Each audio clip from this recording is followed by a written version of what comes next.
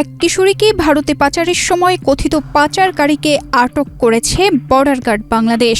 এ সময় পাচারের শিকার হওয়া ওই কিশোরীকে উদ্ধার করা হয়। এমন ঘটনা ঘটে নেত্রকোনার দুর্গাপুর সীমান্ত এলাকায়। ৬ জুন শনিবার নেত্রকোনা ব্যাটালিয়ন থেকে পাঠানো এক প্রেস বিজ্ঞপ্তির মাধ্যমে এসব তথ্য জানানো হয়। সরেজমিনে গিয়ে জানা গেছে, বর্তমান সময়ে দেশের বিভিন্ন সীমান্ত দিয়ে অবৈধ অনুপ্রবেশ ও পুশিনের বিভিন্ন প্রচেষ্টার প্রেক্ষাপটে সীমান্ত এলাকায় বিজেপির টহল জোরদার করা হয়েছে। একমাত্র স্মার্ট সিটি বসুন্ধরা, আধুনিকতায় এক ধাপ এগিয়ে। এরই ধারাবাহিকতায় আজ সকাল আনুমানিক ৮টা ৪৫ মিনিটের সময় নেত্রকোনা ব্যাটালিয়নের ভবানীপুর বিওপির একটি টহল দল সীমান্তের মেইন পিলার ১১৫৬ 8 এর নিকটবর্তী ফারংপাড় গ্রামের বটতলা এলাকা দিয়ে এক ব্যক্তিকে আটক করে।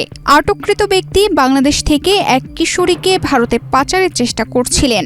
আটককৃত ওই ব্যক্তির নাম সিলভার চাকমা, নেত্রকোনার দুর্গাপুর এলাকার ভরতপুর গ্রামের বাসিন্দা। উদ্ধার হওয়া কিশোরীর নাম রাত্রি সরকার, তার বাড়ি দুর্গাপুর উপজেলার বরৈগঞ্জ এলাকায়। নেত্রকোনা ব্যাটালিয়ন ৩১ বিজিবির অধীনস্থ দুর্গাপুর থানার ভবানীপুর সীমান্তের ১১৫৬ 8 এর নিকটবর্তী স্থান থেকে সন্দেহভাজন একটি ইজি বাইককে আমরা চ্যালেঞ্জ করলে দেখতে পাই যে একজন পুরুষ একজন মেয়ে যাচ্ছে। তাদেরকে জিজ্ঞাসাবাদের মাধ্যমে জানতে পারি যে মেয়েটিকে সিলভার নামের একজন ব্যক্তি ভারতে পাচারের উদ্দেশ্যে নিয়ে যাচ্ছিল। তো এই সিলভার একজন মানব পাচারকারী, আমাদের কাছে পূর্বে থেকেই তার একটা ইনফরমেশন ছিল।